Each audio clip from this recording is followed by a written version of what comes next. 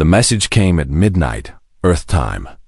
Admiral Una Park was sleeping in her quarters aboard the ESS Defiance when the emergency alarm pulled her from dreams of home.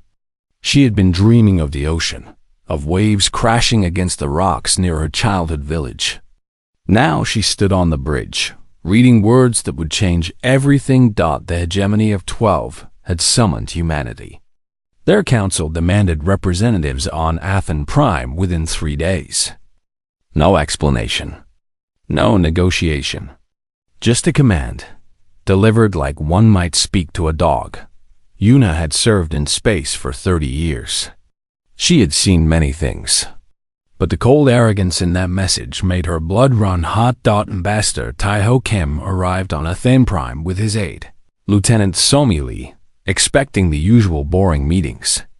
Trade agreements. Border disputes. The small politics that kept the galaxy running. Taiho was a patient man. He had spent his whole life talking, finding common ground, building bridges between worlds. The council chamber was vast.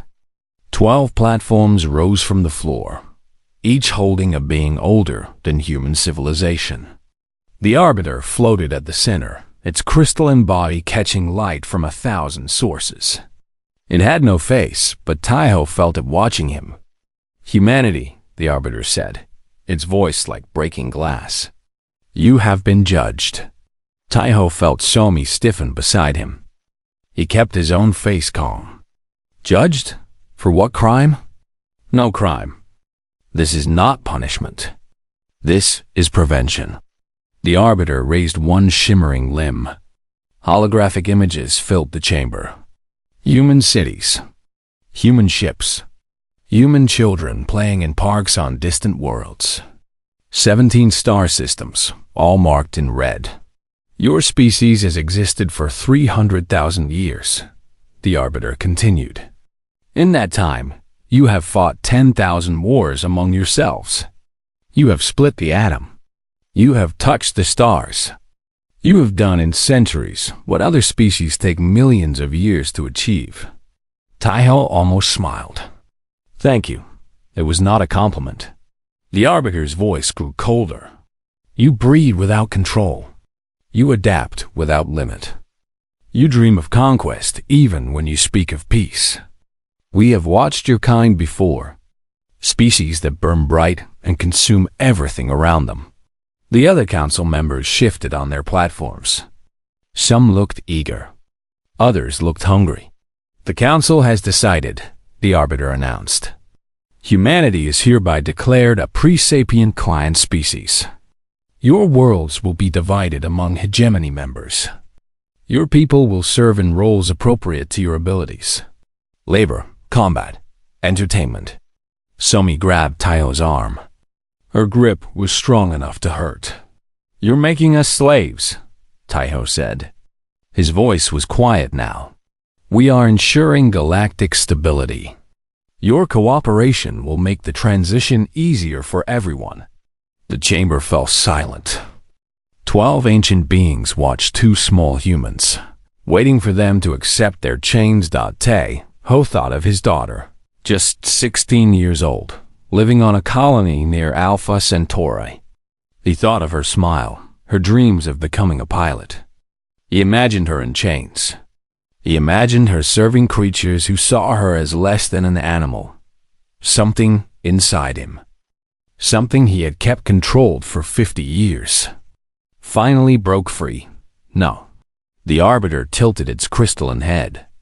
This is not a negotiation. You're right. It isn't. Taiho straightened his spine.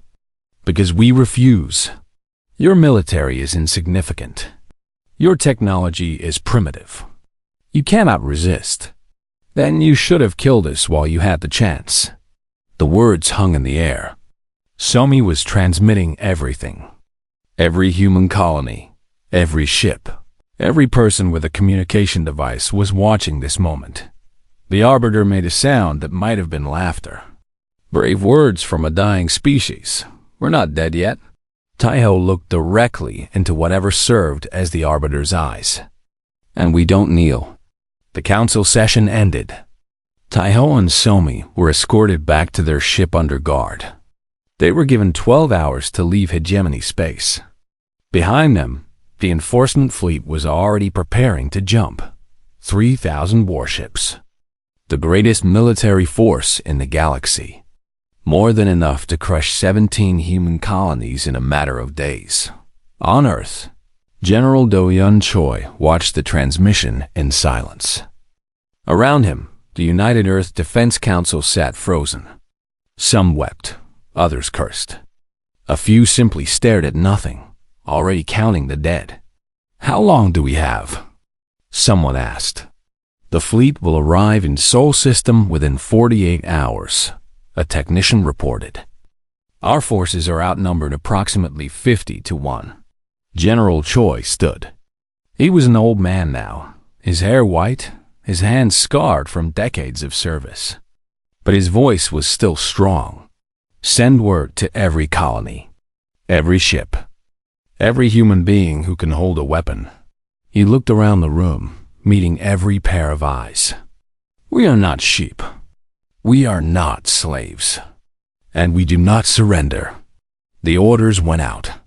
Across 17 star systems, humanity began to move. Factories that made farming equipment started making weapons. Scientists who studied stars began studying war.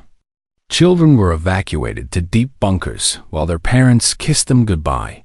Admiral Una Park stood on the bridge of the Defiance, watching her crew prepare for battle. They were scared.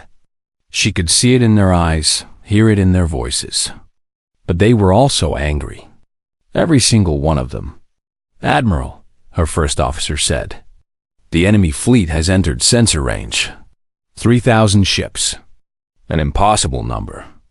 Enough firepower to burn Earth to glass." Una thought of her grandmother, who had survived a war 100 years ago. The old woman had told her stories about those dark times. About ordinary people who found the strength to fight when everything seemed lost. "They think we're animals," Una said softly. "They think we'll run, or beg, or break." She straightened her uniform and raised her chin. "Let's show them what humanity really is." The first battle of the Humanity War was about to begin. The galaxy would never be the same again. The hegemony fleet dropped out of faster-than-light travel like a storm breaking over calm water. 3,000 warships spread across the darkness, their weapons already charging. The commander, a being called the Voice of Order, had done this 100 times before. Pacification missions. Quick, clean, efficient. He expected it to be over within hours. Captain Ji-Won Han stood on the bridge of the destroyer Sol's Vengeance, watching the enemy fleet approach. Her ship was small. It had been scheduled for retirement next year. Now it was humanity's first line of defense. "Captain," her sensor officer said, his voice shaking. "I'm counting over 3,000 contacts." "I can count," Ji-Won replied. She was surprised by how calm she felt. "Status of our fleet? 62 combat-ready ships. Another 40 with partial systems. The orbital platforms are online. 62 against 3,000. The math was simple. The math was death. But Ji-Won had not been ordered to win. She had been ordered to buy time. "All ships. This is Captain Han." Her voice went out across the human fleet. "We know the odds. We know what they expect. They expect us to scatter. To beg. To die quietly." She paused, looking at her crew. Young faces. Old faces. All of them terrified. All of them still at their posts. Let's disappoint them. The Battle of Luna lasted 9 hours. Human ships threw themselves at the enemy like wolves attacking a giant. They died in groups of 3 and 4, their weapons barely scratching hegemony shields. But they learned. Ji-Won noticed it first. The enemy ships moved in patterns. Predictable patterns. When one ship turned, others followed. When one fired, others copied. They fought like machines, following rules written thousands of years ago. Humans didn't fight like that. Humans adapted. All ships, target their formation joints, G1 ordered. Hit them where they connect, then scatter before they can respond. The strategy worked. Not perfectly, but enough. Hegemony ships began to hesitate. Their perfect formations started to crack. The voice of order watched in confusion. These primitives should have surrendered hours ago. Instead, they fought with a desperation he had never seen. More than desperation. They fought with creativity, with madness, with joy. One human ship, badly damaged, flew directly into a hegemony cruiser. The explosion took out 3 more ships nearby. The voice of order checked his records. There was no tactical advantage to such a sacrifice. Why would they do it? He didn't understand. He couldn't understand. When the battle finally ended, humanity had lost 60% of its home fleet. Thousands of soldiers floated dead in the void. Luna's surface was scarred with craters from fallen ships, but the hegemony had lost 400 ships. More importantly, they had lost something they had never lost before: their certainty. On Mars colony, Dr. Yunji Kang had not slept in 3 days. Her laboratory was deep underground, protected by a kilometer of rock. Around her, 20 scientists worked in silence, their faces lit by holographic displays. Yunji had spent her entire career studying quantum communication. The theory said it was possible to send information instantly across any distance. The theory also said it would take centuries more research. They didn't have centuries. They had days. "Run it again," she ordered. The machine hummed. Light flickered. And for one brief moment, a message appeared on a receiver 10,000 kilometers away. At exactly the same instant it was sent, Yunji stared at the result. Her hands were shaking. "It works," she whispered. "It actually works." Within hours, the technology was being shared with every human colony. Not just the communication system, but everything. Weapon designs, shield modifications, battle tactics, medical advances. Every secret humanity had ever kept from itself was now freely available to all. The message that went with it was simple: we are not prey. We are not slaves. We are humanity. And we remember everything. General Choi watched the Battle of Luna's aftermath from his command center on Earth. The cost had been terrible. But they were still here, still fighting. "Sir," an aide reported, "the hegemony fleet is regrouping. They're bringing in reinforcements." "How many?" "Another 2,000 ships at least." Choi nodded slowly. He had expected this. The enemy had been surprised once. They would not be surprised again. But humanity was learning too. Every battle, every death, every mistake became a lesson shared instantly across all colonies. When a ship in the Alpha Centauri system discovered a weakness in hegemony shields, every human captain knew about it within seconds. When a ground force on Kepler-22b found a new way to disable enemy armor, the technique spread like fire. The hegemony had ruled the galaxy for 40,000 years. They had defeated countless species. They had never faced an enemy that could learn this fast, adapt this quickly, fight this desperately. Ji-Wan Han survived the Battle of Luna. Her ship was too damaged to fight again, so she was transferred to a new vessel. She was promoted. She was given medals. She didn't care about any of it. She cared only about the next battle, and the one after that, and the one after that. 3 months into the war, the hegemony had committed a quarter of its military to crushing humanity. They had destroyed 2 colonies completely. 8 million humans were dead, but they had gained nothing. And in the dark spaces between stars, something new was stirring. Human ships appeared where they shouldn't be, struck without warning, and vanished before the enemy could respond. The hegemony called them ghosts. The name stuck. The voice of order sent a report to the Arbiter. These humans do not fight like rational beings. They fight like a disease. Cut them in one place, they grow in another. Kill one, 10 more appear. I do not know how to defeat an enemy that is not afraid to die. The Arbiter's response was cold. Then make them afraid. It was already too late for that. 1 year into the war, Commander Minho Beak had not seen sunlight in 8 months. His home was now the Ghost Fleet, a collection of ships that officially did not exist. Their crews were volunteers who had signed papers saying they were already dead. Their mission was simple: make the enemy bleed. Minho stood in the command center of his ship, the Silent Thunder, watching sensor data scroll across his display. A hegemony supply convoy was passing through the system ahead.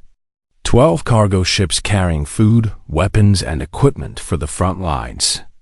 2 escort cruisers protected them. Standard formation, his second officer, Yuri Kang, observed. They haven't learned yet. They never learn, Minho replied. That's their weakness. The Ghost Fleet struck like knives in the dark. 5 ships, moving in complete silence, their systems running cold to avoid detection. By the time the escorts realized they were under attack, 3 cargo ships were already burning. The battle lasted 11 minutes. The convoy was destroyed. The Ghost Fleet vanished into the void, leaving nothing behind but wreckage and fear. Across the galaxy, hegemony commanders learned to dread the dark between stars. Supply lines that had been safe for thousands of years became hunting grounds. Ships that traveled alone disappeared without trace. The empire that had never known fear began to feel something cold, creeping into its heart. But the Ghost Fleet was only one part of the war. On Athene Prime, the hegemony's capital world, a different kind of battle was being fought. Intelligence officer Hayun Shin had lived among the enemy for 8 months. Her holographic disguise made her look like a pale one, a trading species with a humanoid shape. She worked in a market, selling imported goods, listening to conversations, building relationships. The pale ones were not happy with hegemony rule. They had been forced to pay heavy taxes for centuries. They resented the Arbiter's control over their trade routes. When Hayun carefully tested their loyalty, she found cracks in the Empire's foundation. The humans fight harder than anyone expected, a Pale One merchant told her one evening. Some of us are beginning to wonder if they have the right idea. Hayun said nothing. She simply listened and remembered and reported that her network grew slowly. A dock worker who hated his hegemony supervisors. A technician who felt guilty about maintaining weapons that killed children. A low-level official who had been passed over for promotion one too many times. Each one became a source of information, a thread in a web that stretched across the capital. But Hayun's greatest success came from an unexpected source. The Veth were an insectoid species, conquered by the hegemony 15,000 years ago. They served as laborers, soldiers, servants. They were treated as less than nothing, and they were everywhere. A Veth cleaning worker approached Hayun one night in an empty corridor. Its mandibles clicked softly as it spoke. "We know what you are," it said. "We have known for months."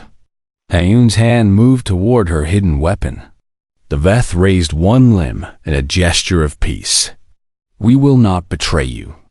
We want to help." The Veth had access to places no other species could enter.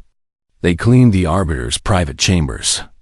They maintained the command nexus's critical systems. They knew secrets that could end the war.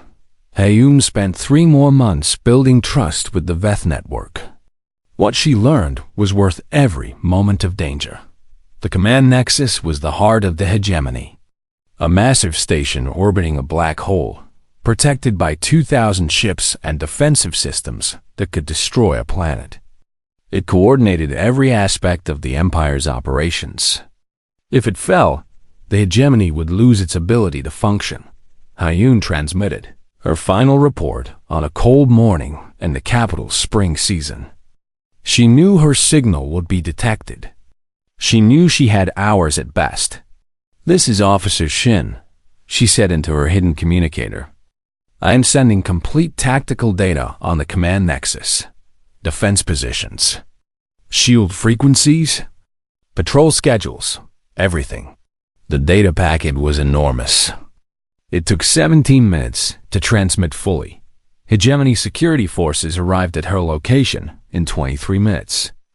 Aeon had already destroyed her equipment and changed her appearance twice. It bought her another 6 hours. They caught her trying to board a transport off-world. She fought hard, killing 3 guards before they overwhelmed her. They brought her before the Arbiter itself. "You are brave," the Arbiter said, its crystalline body pulsing with light. "But bravery is not enough. Your species will still fall."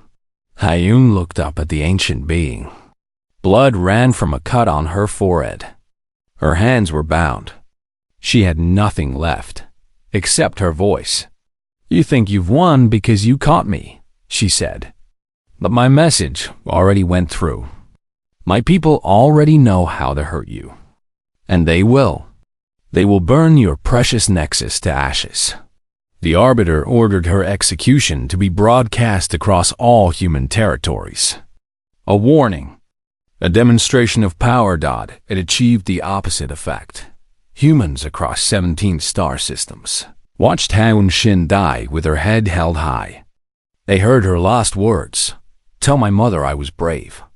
Tell them all we were all brave." Recruitment for the Earth Defense Forces tripled within a week. Ships that had been hiding came forward to fight. Scientists worked without sleep to turn Hayun's intelligence into weapons. Admiral Unipark studied the data for 3 days straight. The command nexus was impossibly defended. No force in galactic history had ever successfully attacked it, but Hayun had found a weakness. A single point where the station's shields were thin. A moment in the patrol rotation when the defenses were vulnerable.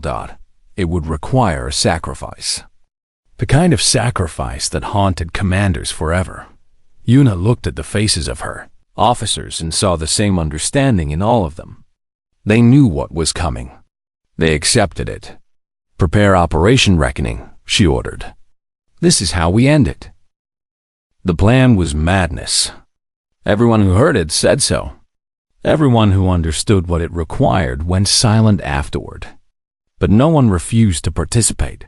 Admiral Unipark stood before the assembled commanders of humanity's remaining fleet. Behind her, a holographic display showed the command nexus, a massive station, larger than some moons, orbiting a black hole that swallowed all light. 2,000 warships surrounded it. Defensive platforms that could crack planets apart hung in perfect formation. "This is our target," Yuna said simply. "This is where we end the war." Engineer Junho Yu had spent 6 months turning Dr. Kang's quantum communication technology into something terrible. He called it the resonance bomb. It was a device that existed in multiple places at once, designed to trigger a cascade failure in any system it touched. The science was complicated. The result was simple. If the bomb reached the Nexus's core systems, it would tear the station apart and spread destruction through every connected network. "The problem is delivery," Junho explained to the command staff. "The bomb must be placed precisely within the station's central hub. That means a ship must get inside the Nexus's shields and stay there long enough to deploy the device." "How long?"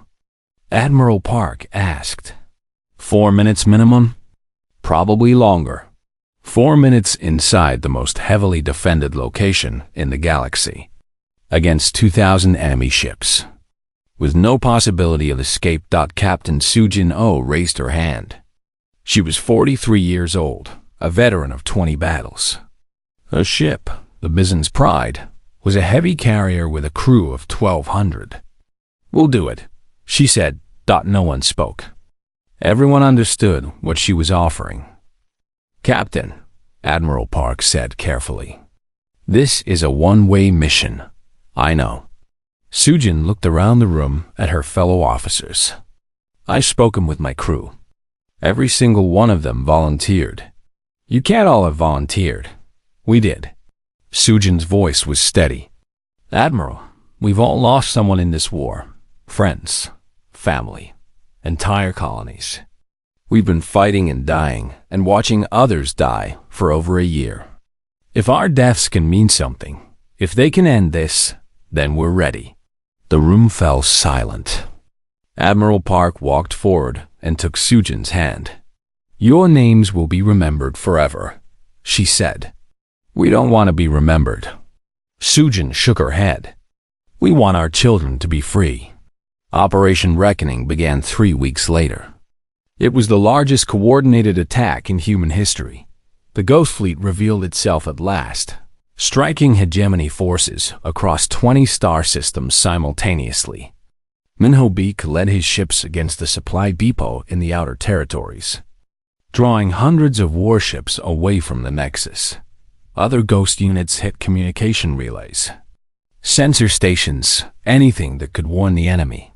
On Athane Prime, the Veth uprising began. Billions of insectoid workers stopped working at the same moment. Factories went silent. Power grids failed. The hegemony's capital descended into chaos. And near the command nexus, humanity's main fleet jumped into battle. Admiral Park commanded from the bridge of her new flagship, the Humanity's Fist. Around her, 500 human warships faced 2,000 hegemony defenders. The odds were still terrible, but they were better than before. All ships, engage, she ordered. Give the Byzant's Pride a path. The battle was unlike anything the galaxy had ever seen. Human ships fought with fury and precision, using every lesson learned from 2 years of war. They knew hegemony tactics better than the hegemony knew themselves. They exploited every weakness Hayun Shin had discovered. Inside the Byzant's Pride, Captain Sujin watched the enemy formation crumble around her.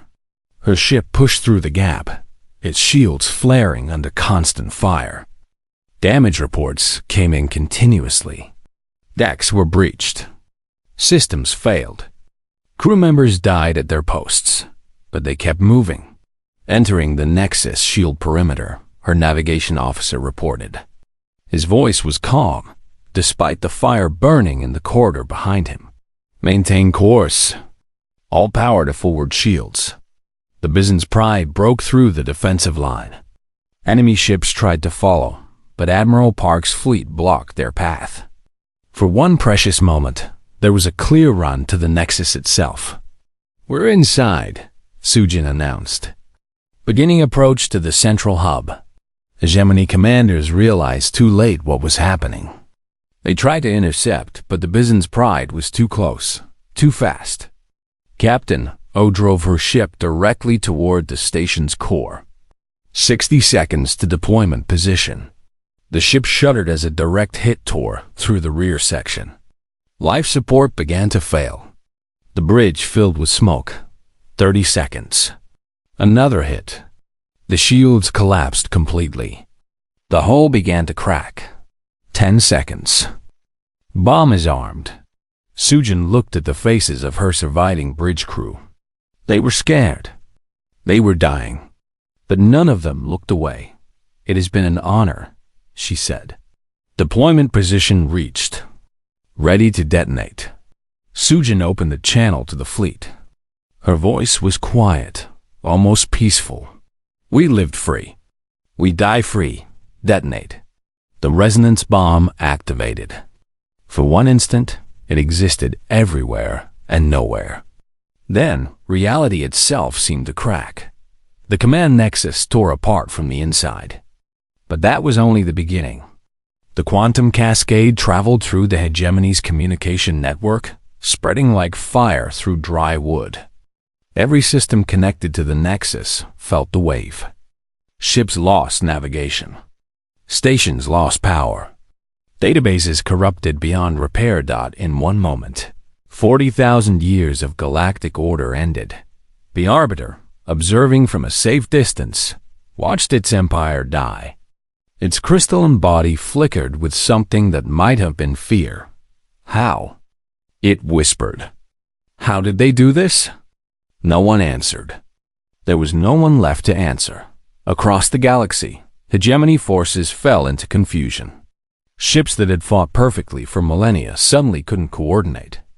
Commanders who had never made decisions for themselves didn't know what to do.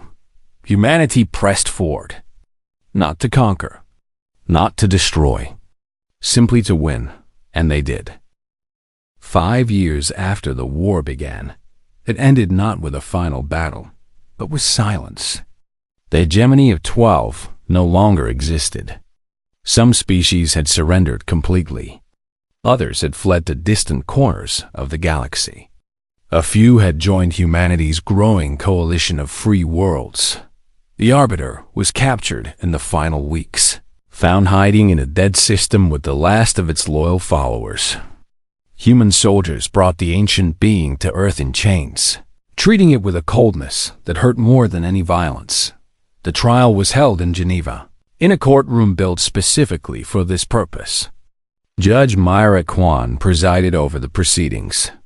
She was 62 years old, a former criminal court judge who had lost her entire family when the hegemony destroyed her colony. She had been chosen precisely because of her loss. Humanity wanted to prove it could be fair even to those who had hurt them most. The charges were read: genocide, enslavement, crimes against sapient dignity, destruction of civilian populations. The evidence took 3 months to present. Testimony came from humans, from Veth, from Pale Ones, from dozens of species who had suffered under hegemony rule. The Arbiter listened to all of it without expression. Its crystalline body had dimmed since its capture, as if the light inside it was slowly dying. When given the chance to speak, it offered no apology. Everything I did was necessary, the Arbiter said. Your species was a threat to galactic stability. Left unchecked, you would have consumed everything. History will prove I was right. Judge Kwan looked at the creature that had ordered billions of deaths. She thought of her daughter, who had been 12 years old. Her son, who had just learned to walk. Her husband, who had died trying to protect them. History will remember what you did, she said. But it will also remember what we did not do. The sentence was exile. The Arbiter and surviving hegemony leadership were transported to a dead system on the galaxy's edge. They were given supplies for 100 years. What happened after was their own concern. Some humans protested. They wanted blood. They wanted revenge. They wanted the Arbiter to suffer as their loved ones had suffered, but the majority agreed with the judgment. Humanity would not become what it had fought against. Mercy was not weakness. It was strength. President Junho Park, elected in the war's final year, addressed the galaxy from the ruins of the command nexus. He was 38 years old, the nephew of Admiral Unipart, a former soldier who had lost his legs in battle. For 40,000 years, the hegemony ruled through fear, he said. They believed that only control could bring order, that freedom led to chaos, that some species were meant to rule and others were meant to serve. He paused, looking at the cameras that broadcast his words to 1 trillion beings across 1,000 worlds. They were wrong. The Galactic Compact was not an empire. It had no rulers, no subjects, no hierarchy of species. Member worlds met as equals. Decisions were made together. Disputes were resolved through negotiation, not force. It was messy. It was chaotic. Many predicted it would collapse within a generation.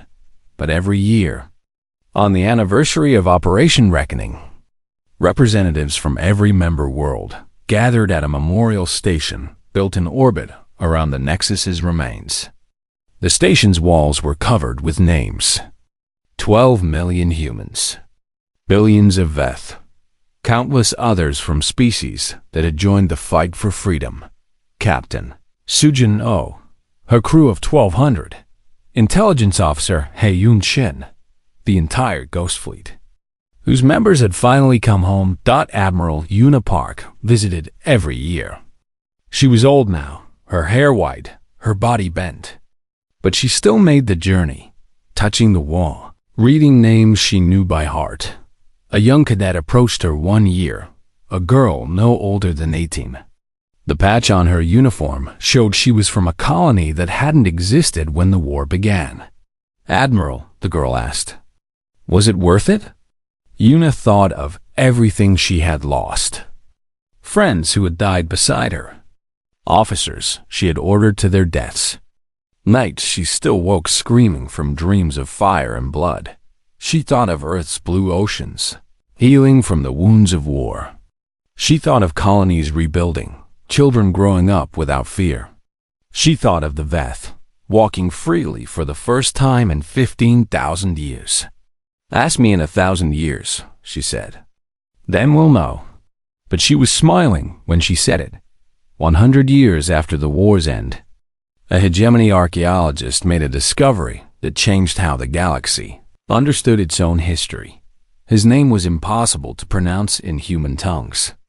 He was a descendant of the exiled, born in the dead system where his ancestors had been sent to die. Against all odds, they had survived.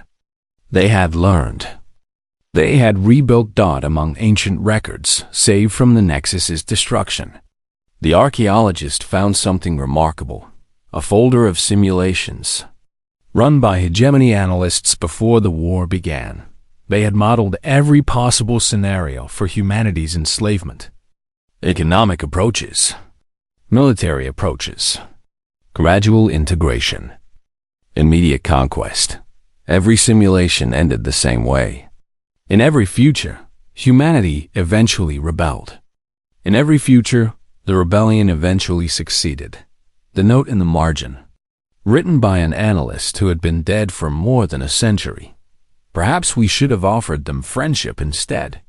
The archaeologist transmitted his findings to Earth. He didn't know what to expect. Fear, perhaps, suspicion. His ancestors had done terrible things.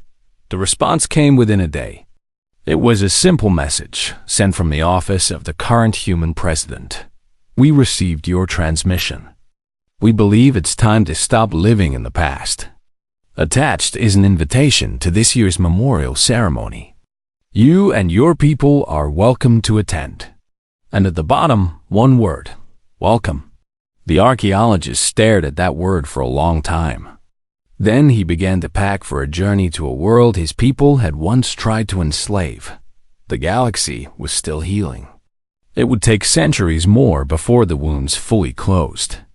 But for the first time in a very long time, every species in every system looked at the stars and saw something other than fear. They saw hope. And that was enough.